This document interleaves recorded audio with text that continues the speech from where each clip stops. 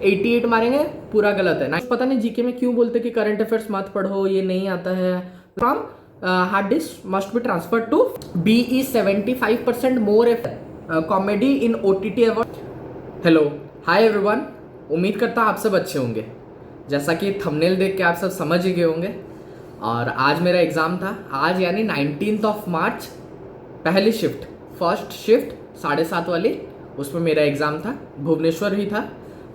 मेरा RRB zone मैंने भरा था, RRB कोलकाता, बट मुझे मेरे यहाँ पर ही भुवनेश्वर में ही सेंटर एलोकेट हो गया था। तो सुबह सुबह गया देने के लिए। ये थोड़े सेंटर की ग्लिम्सेस आप देख लीजिए, काफ़ी बड़ा सेंटर है। और यहाँ पर SSC का मेंस भी मैं देने गया था।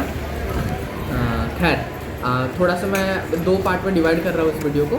सबसे पहले यहाँ पर मैं अपनी अपडेट दे देता हूँ कि मैंने कितने अटैम्प्ट किए, कितने सही, कितने एक्यूरेसी परसेंट, वो सब बता देता हूँ, ताकि जिनको सिर्फ यही जानना है उनका टाइम वेस्ट ना हो और वो इतना ही देख के चले जाए। और सेकेंड पार्ट में हम लोग डिस्कस करेंगे ऑल क्वेश्चंस। ऑल मतलब ऑल भाई, सच में सारे क्वेश्चंस मैंने लिख के रखे हैं। काफ़ी मेहनत लगा, 1-1.5 घंटा सोच के सारे क्वेश्चंस मैंने लिखे हैं। ठीक है, तो सबसे पहले बता देता हूँ, मैंने टोटल आउट ऑफ 100 क्वेश्चंस मैंने अटेम्प्ट किए हैं 89 क्वेश्चंस। 19 सितंबर first shift, total 89 questions attempt किए। और मेरे हिसाब से इसमें से 82 to 85 क्वेश्चंस लगभग ठीक है, और मिनिमम 80 है, मैक्सिमम 85 है। 80 to 85 के बीच में ही इसमें मेरा होने वाला है, क्योंकि ऑलमोस्ट सभी क्वेश्चंस मुझे मिल चुके हैं और मुझे पता है क्या सही है क्या गलत है। और जीके तो आप सबको पता है मेरा थोड़ा अच्छा रहता है, तो उसका बेनिफिट मुझे रेलवे के एग्जाम्स में काफ़ी ज़्यादा मिलता है। स्ट्रैटेजी वीडियो बस उतना फॉलो कर लीजिए, काफ़ी है। ठीक है, छोड़ी हटाइए। ठीक है, 89 में से 80 to 85 एक्यूरेसी बता दिया। मैथ में मैंने किया 30 में से 28 या 29 क्वेश्चन किया, शायद एक गलत है उसमें। रीजनिंग के 30 के 30 क्वेश्चन कर लिए, 100% एक्यूरेसी है।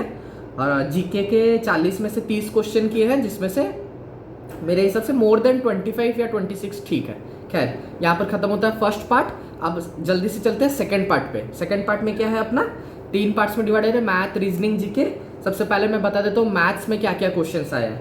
मैथ्स में सबसे पहले मैंने यहाँ पर लिखा है, एक सबसे तुच्चा क्वेश्चन आया था। मतलब ऐसा क्वेश्चन तो भाई मतलब 8 क्लास के बच्चे को भी ना पूछा जाए।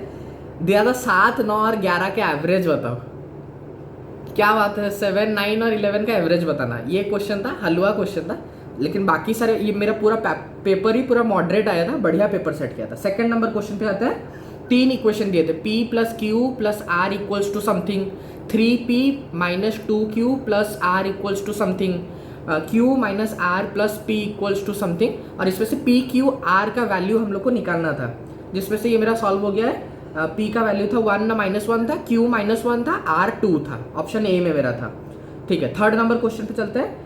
x³ + y³ + z³ के आधार पे सारा डेटा दिया हुआ था और ढूंढना था x³ + y³ + z³। x + y + z का डेटा दिया हुआ था और 3x y z का भी डेटा दिया हुआ था, सब दिया था। क्वेश्चन नंबर 4 में इंपेरिकल फार्मूला से आया था, जो mode equals to 3 median - 2 mean, उसमें से मीन और मोड दिया था, मीडियन ढूंढना था। 5th नंबर क्वेश्चन पे है ग्रुप्ड डेटा, उसमें भी मीन दिया था 50, ऑलरेडी क्वेश्चन में गिवन था। ग्रुप डेटा दिया हुआ था, उसमें से फ्रीक्वेंसी में 2 फ्रीक्वेंसी का, एक का वैल्यू था x और दूसरा का वैल्यू था y, और ढूंढना था 7x + 6y। ये भी 190 है इसका आंसर, वो भी मैंने निकाल लिया था। उसका 6th नंबर क्वेश्चन में ABC का पार्टनरशिप है 3, 4, 5 के रेशियो में। B 15,000 एक्स्ट्रा रुपये दे देता है A को, तो A का शेयर C के साथ इक्वल हो जाता है। तो बता कुल प्रॉफिट क्या था। उसके बाद सिंपल इंटरेस्ट से 3 क्वेश्चन थे, कंपाउंड इंटरेस्ट से 2 क्वेश्चन थे, सिंपल वाले, कोई ज़्यादा दिक्कत आपको नहीं होगी। उसमें से एक क्वेश्चन मैं आपको कंपाउंड इंटरेस्ट की बता देता हूँ।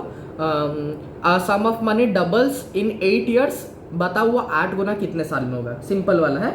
उसके बाद दिया था एक साइक्लिक क्वाड्रिलेटरल PQRS है, जिसमें एंगल Q है 85 डिग्री। तो बाकी बताओ, बाकी तीनों, हाँ, और PQ is parallel to RS, बाकी बताओ तीनों एंगल क्या क्या है। उसके बाद आते हैं अपने 10-11 नंबर क्वेश्चन पे। हाँ, 3 कोऑर्डिनेट्स दिए हुए थे, कोऑर्डिनेट A, B, C, सबके पॉइंट्स दिए हुए थे। x इतना है, y इतना है, x इतना y, वो सब दिया था।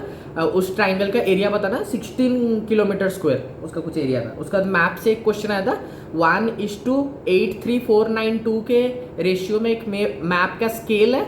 अगर मैप में वो 4 सेंटीमीटर है, तो बताओ वो एक्चुअल में कितना किलोमीटर्स होगा। ठीक है, वो समथिंग 333.88 ना 3.88 ऐसे कुछ उसका आंसर था।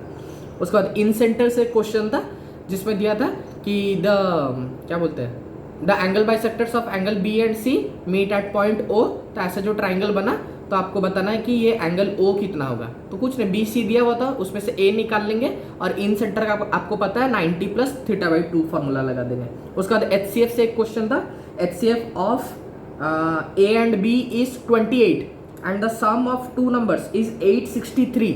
आपको बताना है कि वो A और B का कितना जोड़ी नंबर बन सकता है। ये मैंने अटेम्प्ट नहीं किया, फालतू का कौन इतना दिमाग लगाए। तो A और जोड़ी के ऑप्शन ए में था 25 जोड़ा बन सकता है, 32 जोड़ा बन सकता है, 36 जोड़ा बन सकता है, ऐसा था। उसके बाद 2 इक्वेशन दिए हुए थे, x² minus 21x plus 110 equals to 0। दूसरा equation -x² minus x minus 110 equals to 0। What is the common root in both these equations? इसका आंसर होगा 11। उसके बाद दिया था कि सिंपल हाइट एंड डिस्टेंस से एक क्वेश्चन था, एक टावर है, उसकी परछाई 30 मीटर दूर पे है, वो 30 डिग्री एंगल ऑफ एलिवेशन बना रहा है, तो 30 के तो अपना टावर का हाइट बताना है। तो ये सिंपल सा आपका निकल जाएगा। उसके बाद हाँ एक दिया हुआ था कि A प्लस बी प्लस सी इतने दिन में ये काम कर लेता है, B प्लस सी इतना दिन में ये काम कर लेता है, B is 75% more efficient then A। तो बताओ B टोटल काम का आधा कितना टाइम पे कर लेगा। उसके बाद एक दिया था, ये क्या लिखा है, बोट एंड स्ट्रीम से 2 क्वेश्चन थे सिंपल, एक बहुत ज़्यादा कॉम्प्लिकेटेड था, वो मैंने छोड़ दिया है। तो इसलिए 28 क्वेश्चन आपको अटेम्प्ट में बताया था, उसमें से शायद एक मेरा गलत हुआ है। उसके बाद एक डायग्राम दिया होता है ऐसे, अपना क्वाड्रिलेटरल है, अपना A का एंगल बाइसेक्टर और B का एंगल बाइसेक्टर एक जगह पे मिल रहे हैं, तो इसका C और D के साथ क्या रिलेशन है। तो ये बहुत ज़्यादा इंपॉर्टेंट थ्योरम है, मैंने कॉन्सेप्ट किंग जो शेयर की थी उसमें देखिएगा, पेज नंबर 2025 में है। तो ये होगा, ये जो एंगल बनता है ये C plus D divided by 2 होता है, ठीक है। उसके बाद एक स्पीयर को मेल्ट करके एक सिलेंडर बनाया जाता है, तो उस सिलेंडर का डायमीटर कितना होगा वो पूछा था। बहुत सारे लोग यहाँ पर गलती ये करेंगे, उसकी रेडियस 8 मार के आएंगे जब डायमीटर 16 होगा, 16 या 32 ऐसे, मतलब उसका डबल है। उसके बाद अपना ठीक है, ये बता दिया। रेशियो से 2 सिंपल क्वेश्चन थे, और वेटेड एवरेज से कि A क्लास में इतने बच्चे हैं, B क्लास में इतने बच्चे, C क्लास में इतने बच्चे हैं, सब खाना खाने जाते हैं, तो एक का पर हेड इतना आता है 470 रुपया, B का 110 रुपया, तो इसका वेटेड एवरेज कुल एवरेज कितना होगा। तो this into this, this into this, this into this, whole divided by ये नीचे वाला डेटा, ठीक है।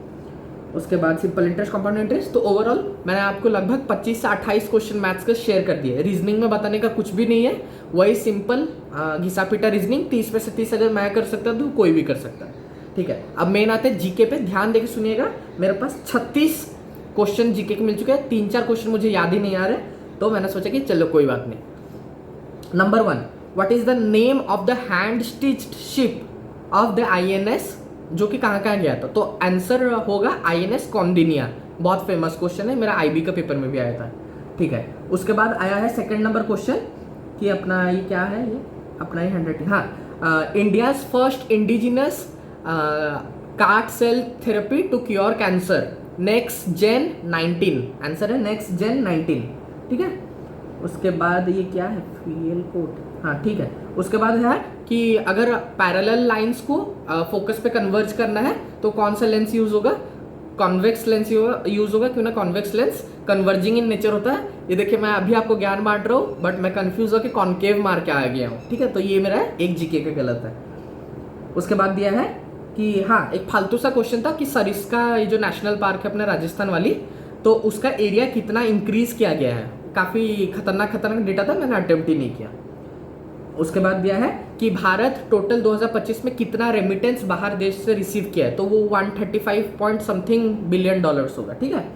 उसके बाद हाँ, एक बढ़िया क्वेश्चन बनाने का कोशिश किया था, फेल मार गया है। दिया है T0 पे एक ऑब्जेक्ट एक बिल्डिंग के हाइट पे है, उसे छोड़ा जाता है, तो kinetic energy in the 4th second is dash to the kinetic energy in the 3rd second. तो kinetic energy in the 4th second क्या होगा, काइनेटिक एनर्जी 3rd सेकंड से बड़ा होगा, क्योंकि काइनेटिक एनर्जी क्या है, इंक्रीज करता जाता है। फिर गवर्नर का अपॉइंटमेंट से लेके प्रेसिडेंट से सब कुछ, ये कौन सा आर्टिकल में आता है, ये 155 या 156 होगा, मुझे काफ़ी ज़्यादा कन्फ्यूजन हुआ, मैंने अटेम्प्ट नहीं किया। उसके बाद आता है कि 4 रॉन्ग स्टेटमेंट दिए थे उसमें से क्या रॉन्ग था वो बताना। तो मुझे वो रॉन्ग वाला याद है, मैं आपको बता देता हूँ। दिया था कि state does has no power to tax its electricity and water, जो कि गलत बात है। बिजली बिल, पानी बिल, सब पे टैक्स स्टेट लगा सकता है। ये इकोनॉमी से एक क्वेश्चन था। उसके बाद अ टर्म श्रेणी, SHRENI, मतलब ब्रैकेट में दिया होता है गिल्ड, GUILD, इसका मतलब गुप्त डायनेस्टी का हिसाब से क्या होता है। तो आपको पता है ये मर्चेंट से रिलेटेड है, मर्चेंट का जो संगठन होता है उसको ही श्रेणी बोला जाता है, ठीक है।